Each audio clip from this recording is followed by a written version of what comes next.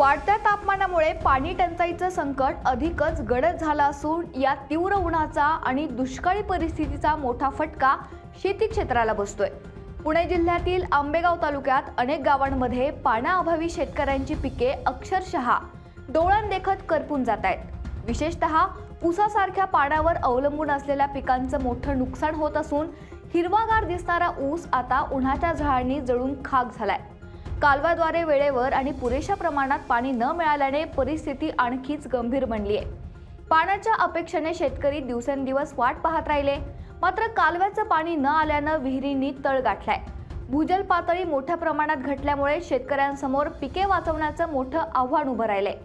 अनेक ठिकाणी शेतकऱ्यांनी टँकरच्या माध्यमातून पाणी देण्याचा प्रयत्न केला, मात्र त्याचा खर्च परवडणारा नसल्यानं अखेर पिके वाऱ्यावर सोडण्याची वेळ त्यांच्यावर आली आहे।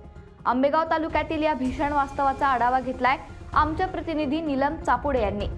थेट शेतात जाऊन शेतकऱ्यांच्या व्यथा आणि पाण्याअभावी करपलेल्या पिकांची परिस्थिती जाणून घेतली आहे, पाहूयात। सध्या राज्यात तापमान हे 40 पार गेले असून सूर्य अक्षरशः आग होत आहे। याच मध्ये ह्या तापमानाचा मोठा परिणाम हा शेतमालावर झालेला पाहायला मिळत आहे। मी सध्या ऊसाच्या शेतात आहे। इथे आपण पाहू शकता की हा ऊस पूर्णपणे जळून गेलेला आहे आणि ज्यांचा हा ऊस आहे ते शेतकरी आपल्यासोबत सोबत आहे। ते काय सांगाल तुम्ही, हा पूर्ण ऊस जळून गेला आहे?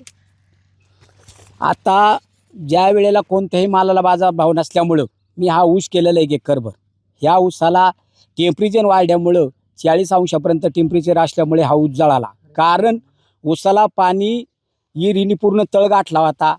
आता इकडून तिकडून कॅनलचं पाणी काही काळानंतर लेट झाल्यामुळं हा ऊसाची खाक झाली। कोणत्याही पद्धतीचे उन्हाळ्यात पंचनामे होत नाहीत।